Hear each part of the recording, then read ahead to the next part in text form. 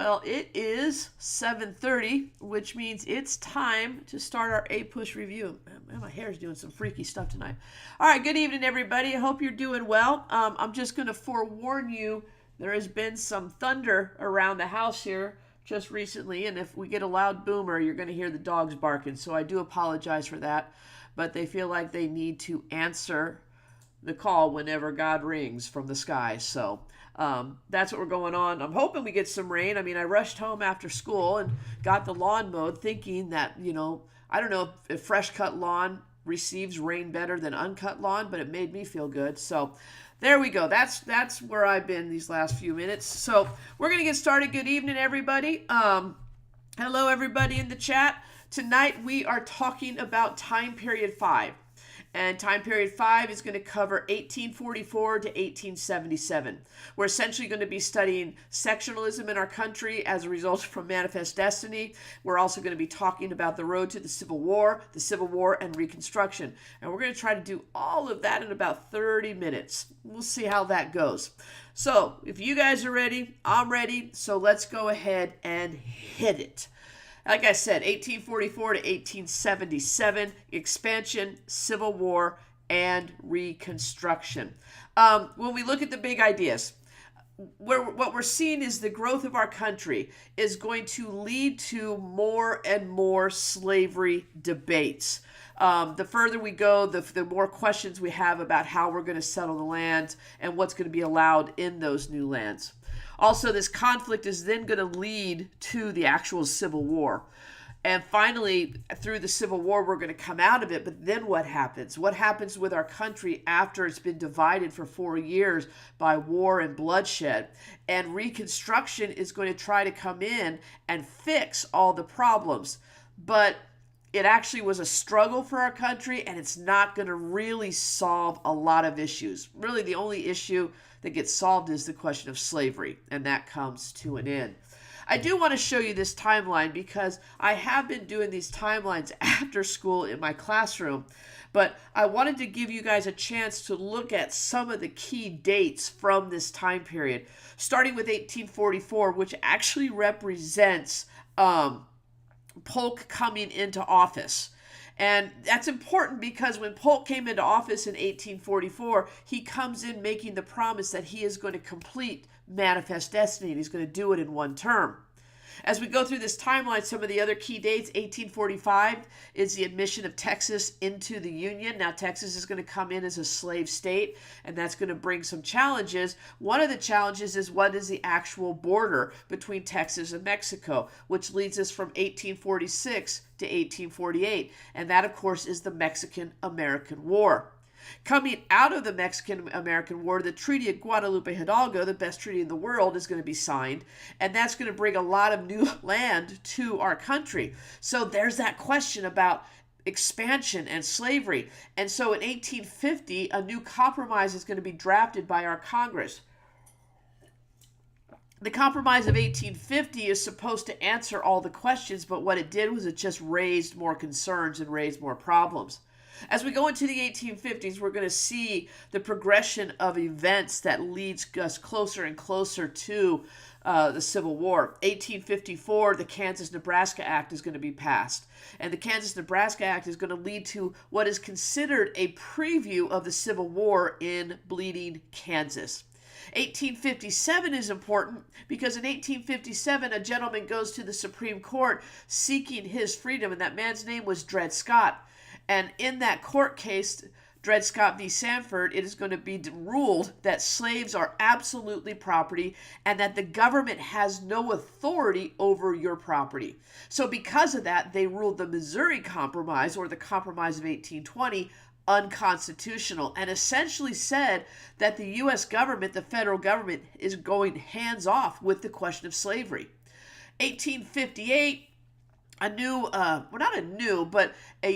man is going to come to the forefront of the political scene when he participates in a series of debates in the state of Illinois.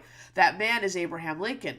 Now, he's going to be running against Stephen Douglas for the Senate seat of in Illinois, and they're going to have a series of debates. Lincoln actually loses that election, but it vaults him to the national stage where he will next become the candidate for president for the newly formed Republican Party. 1860 represents his election. As a result of his election, South Carolina is going to secede, which propels us into the Civil War. 1861 is the official start date, actually April 11th. 1861 is the start date of the Civil War. 1863, monumental move taken by Lincoln with the Emancipation Proclamation. While the Emancipation Proclamation didn't free anybody, it gave reason to fight in this war. The war is going to come to an end in 1865, and up from 1865 until late 1870s, we're in this period of Reconstruction. 1876 is going to be an election year, and there's going to be a conflicted election where another deal is going to have to be made. It's called the Compromise of 1877, and the Compromise of 1877 brings Rutherford B. Hayes in as our president, but also brings Reconstruction to an end. And as bringing Reconstruction to an end, it brings an incomplete project to an end, because Reconstruction, as I said, continued to allow the struggle to move beyond Reconstruction into the next time period, and really even into the 20th century. Sorry, I'm going backwards here. Okay, so let's talk about these. Let's break this down a little bit more. So we talked about expansion being a key component of this unit. So we got to talk about Manifest Destiny. Now, I mentioned that Texas was annexed in 1845. Texas comes in as a slave state. In that same time period, we are going to be negotiating with England for the Oregon Territory.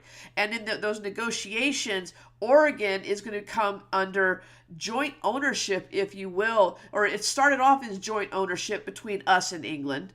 But then later, England is going to release Oregon to the United States because Polk is going to go. I mean, he actually ran on the campaign of 54-40 or fight, meaning he wanted Oregon to become part of the United States, no hold bar.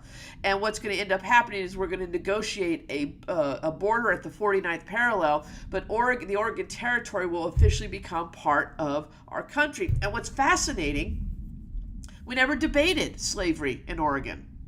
It was never a question at this point. It's other states, though, that are debated more often about whether or not slavery will be allowed. Now, I mentioned Texas and the border. Well, that border dispute with Mexico is going to lead to the Mexican-American War. That's going to be fought from 1846 to 1848. It really wasn't much of a war for Mexico. The United States pretty much handled it. But what's going to end up happening is through the Treaty of Guadalupe Hidalgo, the best treaty in the world, the United States is going to gain control of the entire Southwest. So essentially picture Texas heading west all the way to California. And now essentially Manifest Destiny is complete. Polk fulfilled his promise. Another major event that's going to start pulling more and more people out west is gold. Gold is going to be discovered in California in late 1848 at Sutter's Mill, and this is going to increase the number of people moving into the state. And then, again, what type of state will California be? Will it be a free state or will it be a slave state? So tensions are mounting. Tensions are growing over the expansion west with all these new states. Will they be slave states or will they be free states? And again, guys, I want to go back to this idea that the question of slavery in each of these new states was not a moral question at this point. It was a power question, because the Congress was constructed and you had these balances that existed in the Senate between slave and free states. And there was always this jockeying to get new states on your side. So when they talked about California, when they talked about Texas, when they're going to talk about Kansas and Nebraska here in a little bit, it's all about getting more power in government, getting a louder voice. And so that's what they're dealing with. That's the tension that's growing in our country during this time. All right, let's talk about slavery. Let's talk about sectionalism. During the Mexican-American War, David Wilmot introduced a proviso, basically a plan, because we knew we were going to win the war. And the Wilmot Proviso essentially said that when we win this war, all this land we get from Mexico, let's just ban slavery there. Let's just call it free, period. Well, the Wilmot Proviso did not pass. Here comes the coughs. It didn't pass, but you can see again the discussion. The discussion is ongoing about the expansion of slavery. And that is what the debate is going to grow into. It's not going to be about individual states anymore. Now we're just going to talk about the overall expansion of slavery. California raising the tensions, that's going to lead us to the Compromise of 1850. California is going to come in as a free state. But to get the compromise passed, other conditions had to be added to that. And one of the most prevalent conditions is the strengthening of a new Fugitive Slave Act. So essentially, we have had laws in our country up to this point about fugitive slaves, that they are supposed to be returned to their original point of entry, to their owners in the South. But that wasn't always in play. It wasn't really enforced. So this new fugitive slave law, what this is going to do is it's going to allow people to chase their escaped slaves, to chase these fugitive slaves into free states. And it's also going to kind of put the onus on helping capturing escaped slaves on everyone. Because the reality is, under this new fugitive slave law, you could be held responsible, and you could be held legally responsible if you know of escaped slaves and don't report it, or if you hide slaves and don't return them in. So the fugitive slave law, what it did was it essentially brought everybody in the country into the slavery question. Everybody started debating it at this point. Now, the Kansas-Nebraska Act was an act that should have never happened, because Kansas and Nebraska were north of the 3630 line. And the 3630 line, if you remember correctly, was set up to divide our country. And everything north of that line was to be free, and everything south of that line was to be slave. But what's going to happen is you're going to have a lot of people who want to go into the Kansas territory, who want to take their slavery or their slaves, and they want that right. Stephen Douglas is going to introduce the Kansas-Nebraska Act in 1854. Now, he had personal goals with that, because he's trying to get the Transcontinental Railroad built through his state in Illinois, and it would have to go through Kansas and all that. But essentially what the Kansas-Nebraska Act said was the people of the territory of Kansas can determine whether or not they would allow slavery, meaning that they're going to have an election to make that decision. This is going to lead to a lot of people flooding into the Kansas territory, and we see a preview of the Civil War. You're going to see pro-slavery and anti-slavery fighting against each other in the state. John Brown comes to the forefront in here with the Potawatomi Massacre. And Bleeding Kansas, as it was called, essentially is the first time that we're shedding blood over the question of the expansion of slavery. I mentioned Dred Scott a few minutes ago. I just want to re-hit that one again. Dred Scott in 1857 is where the Supreme Court, under the leadership of Roger Taney, is going to determine that slaves are legally property. They had been treated as property before. They had been considered as property, up until this point. This is nothing new. But now it's being, I guess, made official, if you will, through the ruling of the Supreme Court. And in making slaves officially property, if you think all the way back to the Enlightenment, and John Locke taught us that it is the responsibility of government to protect our life, our liberty, and our property. And so under Taney's ruling, he is going to go all the way back to the Missouri Compromise, which was not a question in this case at all, but he is going to dredge it up and said when the Missouri Compromise was passed, the government was limiting property rights of people who owned slaves. And he said that's in violation of the Constitution. So because of that, he is going to declare that the Missouri Compromise is unconstitutional. This is going to wreak fear throughout the country, because there is this fear, and I don't know, I think it's an unfounded fear, my opinion, but I believe there was this fear that started to grow that all of a sudden our country would become a slave nation, and there was this slave power conspiracy that all the slave owners would come and take control of the entire country because of this ruling. And that really wasn't the case, but that was a fear that was in the background of those who were living in the North and in free states. The Republican Party is going to form as a result of all of this. See, the Republican Party is going to... Did I skip one? I think I did.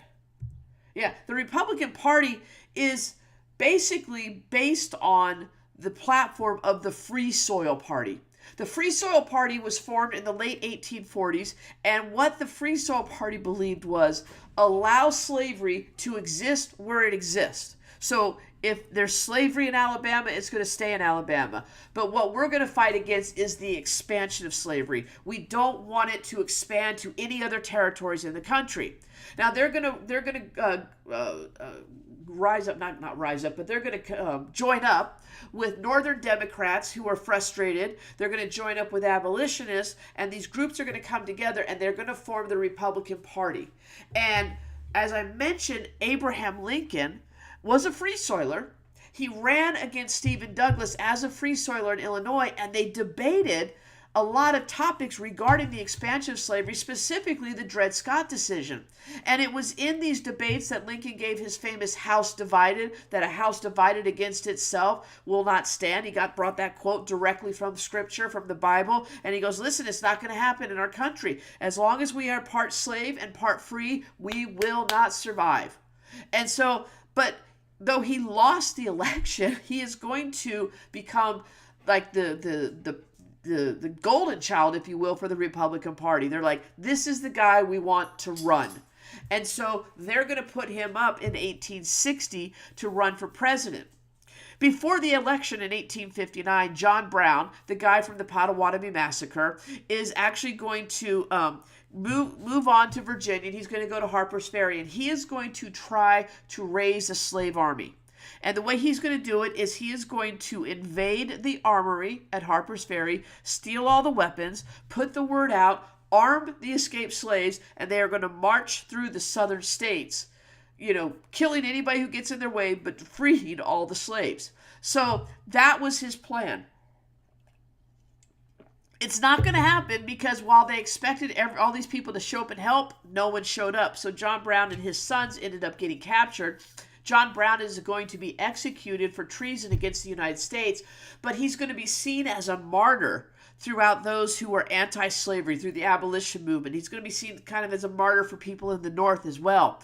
To people in the South, he became a fixture of a conspiracy to drive the slaves to rise up to kill all their owners. Because there was this belief in the South that the North was conspiring to get the slaves to start killing people. Again, unfounded.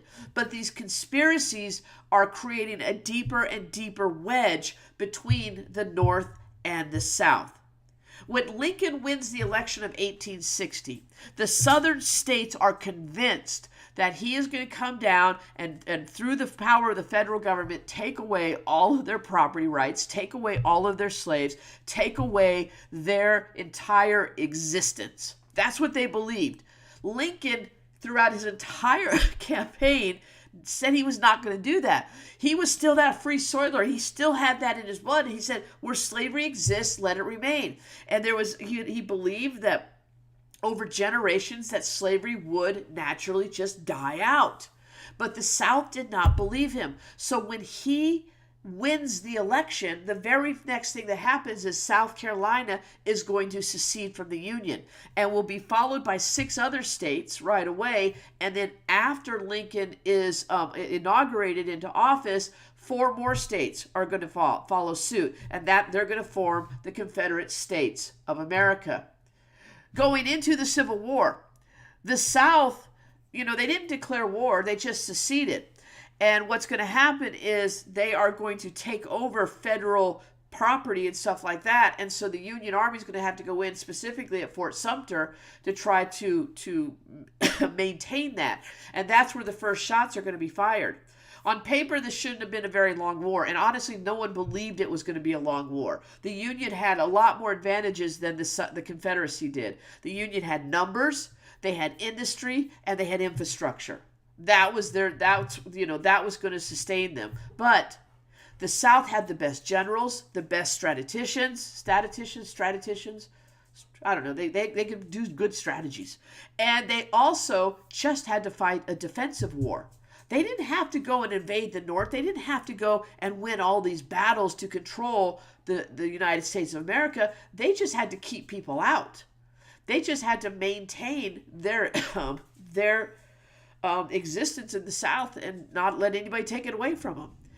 So it's supposed to be a short war. Everybody expected it to be a short war, but we know it wasn't a short war.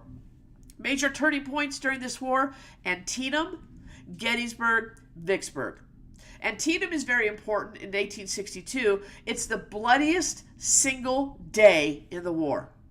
And what Antietam did, though, it's considered a Union victory, but it was almost fought to a draw. But what Antietam provided was a reason for foreign countries not to get involved in this war. And so we're going to see this is strictly an American war, American against American. There are no foreign allies that are going to come help either side.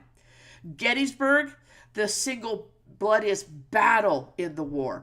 And Gettysburg was a turning point because that's the farthest north that the Confederate Army ever got. Robert E. Lee and his Confederate Army were turned back at Gettysburg, and they're going to be in retreat the remaining part of the war. And then Vicksburg, when Vicksburg falls to the Union, Vicksburg, Mississippi, that essentially starts to divide the Confederacy in half. And it also gives, I believe, the Union control of the Mississippi River. The war is going to come to an end in 1865 in Appomattox, Virginia, where Robert E. Lee is going to surrender to Ulysses S. Grant.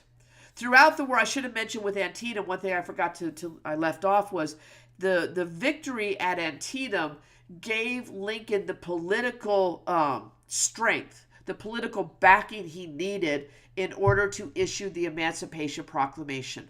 Emancipation Proclamation issued in 1863, and as we know, the Emancipation Proclamation freed exactly 0 slaves. It essentially was directed at all the states in rebellion. Even the border states that had remained with the Union, they were able to keep their slaves until the end of the war, until the passage of the 13th Amendment. But what the Emancipation Proclamation did was it gave a moral cause to fight this war. The Union soldiers now had a reason to fight, not just to keep the South here, to keep them in our country, because the attitude was, well, if they want to leave, let them leave. But no, what the Emancipation Proclamation did is said, see, this is what we're fighting for. We are fighting to go end slavery in the South. And so that's why Antietam is also a major turning point. All right, let's talk about oh, there it is right there. I always forget what slides I have. Not only did the Emancipation Proclamation change the goals of our war, change the attitudes of the Union Army, it also opened up the Union Army to African Americans. And so now they're fighting right alongside the other Union soldiers. And now they're part of their freedom, if you will. That's a big move. That was a big move at this time. As the war is coming to an end, as Lincoln is about to, just before he's assassinated, he's going to push to have the 13th Amendment passed. 13th Amendment is going to be passed, and it's going to end slavery permanently in our country. It can no longer legally exist. So while we have had movements towards ending slavery, you can go all the way back to the Northwest Ordinance of 1787. You can talk about the Missouri Compromise and the Compromise of 1850, and then the Emancipation Proclamation. All of that was geared towards stopping slavery in one way or another. But it's the 13th Amendment that makes slavery illegal in our country and essentially wipes us clean of slavery. And the 13th Amendment is essentially going to bring the freedom to, oh gosh, almost 5 million people in our country. So 13th Amendment, the first of the 3 Reconstruction Amendments, make sure you know those. As we go into Reconstruction, Lincoln had a plan. He had started developing a plan for Reconstruction early, halfway through the war. He had what was known as the 10% plan. He wanted to make it easy for the South to come back. He encouraged forgiveness. During his second inaugural address, he said, yeah, we got to deal with all the damage that this war did, both emotionally, physically, and socially, economically. We have to deal with that, and we have to recognize who's responsible for that. But we also need to forgive. We also need to come together as a nation together, because until we start coming back together, we cannot heal. And that was his plan.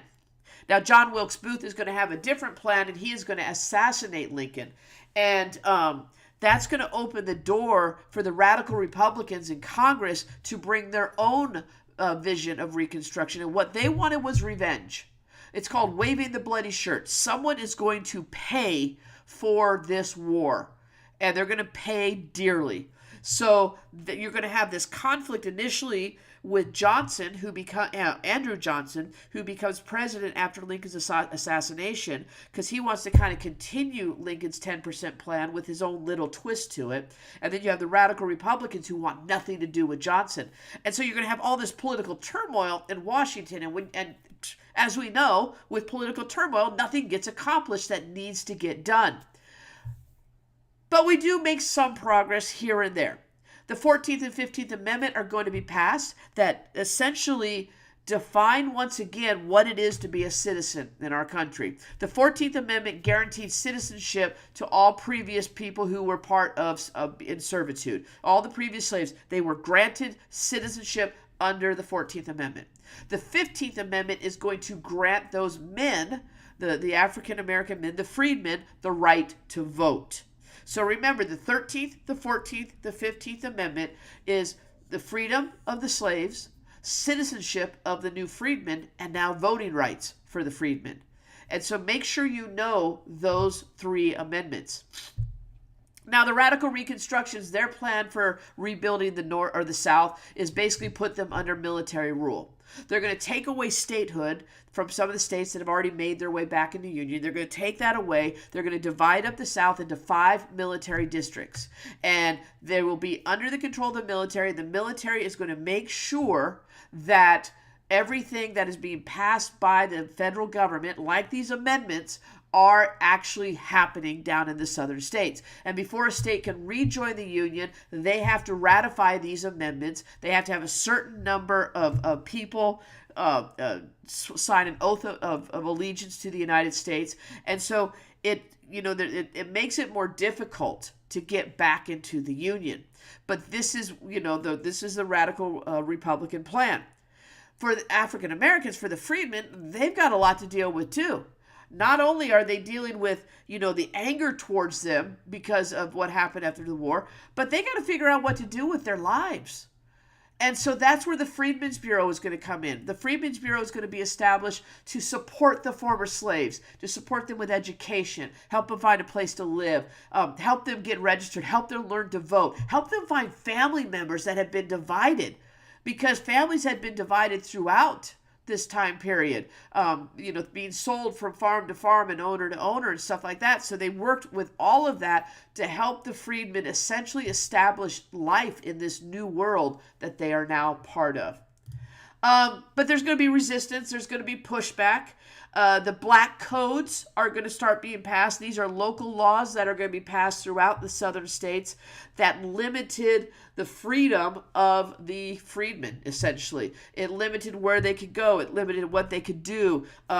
Vagrancy laws were used, where you had to prove that you had a job, and if you didn't have a job, you were thrown in jail. And if you were thrown in jail, you were put on work crews, and work crews were sent to plantations to work. And, it just cycles back into slavery. You also see the rise of sharecropping during this time, in which, people, African Americans as well as poor whites were sucked into this system of economic slavery, and they couldn't get out of it. Now, the KKK is going to rise up during this time. This was the the group the terrorist group that went after African Americans didn't hold bar. I mean, there were lynchings, there were killings, there mistreatment, all of that. So all of that was going on as we're trying to reconstruct our country. And so you can imagine essentially what it was like going into the 1870s. And as we get towards the end of the 1870s, I got to be honest, people are tired of Reconstruction. People in the North are tired of all this federal money being sent down to the South to help them. And they're like, we're struggling up here as well. Right in the middle of Reconstruction, you had the Panic of 1873, which was one of the most severe economic panics in our American history. And so when the election of 1877 comes up and Rutherford B. Hayes, there's a tie, and he says, hey, if you want to break the tie and give me the votes, I will pull the military out of the southern states. I will end Reconstruction. And that's essentially what happened. He wins the election. He pulls the military out of the South, and Reconstruction comes to an end. But the job wasn't done. We got some short-term goals accomplished. African Americans, they got the right to vote, they got their freedom, but there was no long-term plan to protect their rights. The military had been in place in the South to help protect the rights of the freedmen. Well, now they've been pulled out. And you're starting to see what was called Southern Home Rule come back into play. And that's when you're going to start to see Jim Crow laws rising and stuff. And that's in our next unit. But that's a direct result of the failure of Reconstruction. And so, I think of it this way. With Reconstruction, we're trying to rebuild our house after it's been destroyed by a storm. And what happens is we get the framework built, and we're just getting ready to start putting the walls and the roof on when we just said, you know what? I think I'm tired of this and I'm done. And we just leave it the way it is. It's an unfinished home. And that's what we were as a country in 1877 after the compromise. We were an unfinished home. And so the struggles will continue, not just for the next 5, 10, or 15 years, but for the next 100 years. I mean, when we get to Unit 8, it's not until 1964 that the Civil Rights Act is passed. It's 1954 when Brown v. Board of Education makes segregation illegal. So this unfinished business is going to be a foundation that stays in play going throughout the rest of the 19th century into the 20th century. And that's going to be what fuels our civil rights movements when we do get to the 20th century. So let's wrap it up. That's pretty much Unit 5. And as we went through it, we had this conflict over expansion and slavery. That's what it was about. Expansion and slavery. And the Civil War were fought over it, and it resolved the problem. It resolved the question of slavery. It resolved the question of secession. We brought that to an end. But it didn't solve the problem of racial equality or stop the rise of racism in our country at all. So there's a lot of that unfinished business. And as I said just a few minutes ago, Reconstruction played such a vital role in shaping what our country was going to look like for the next 100 years. So it's real easy to just gloss over this time period because we often look at time period 5 and say, oh, Civil War and Reconstruction, that's it. But everything that happened in this unit, we still pay for as we move further and further on. We talked about cause and effect. There's a lot of effect because of what happened during this time period. And we'll be talking about that as we go on into further units. All right, so got some of you still online with me here. The question I have for you is, do you have any questions for me about this time period or the timeline or anything like that I can answer before we sign off for the evening? Well, I didn't even look at the time. I don't even know where I'm at. Where am I at? 34 minutes. That's not too bad. So, any questions that I can answer for you guys before we call it a night? I know we're all getting ready to go off on this 3-day weekend, and we're all looking forward to it. So I appreciate you guys coming out this evening and joining me because I'm sure you might have had something better to do with your time. Although I can't imagine anything better than just talking U.S. history all the time. But all right, I don't see any questions coming up. Let me check my phone though. I did tell some people if they have questions they can text them to me. So let me look. No, Flynn. Flynn knows we have a 3-day weekend too, and he wants to play. And here comes Gilligan in the background. Okay. Yeah, I think this is it's a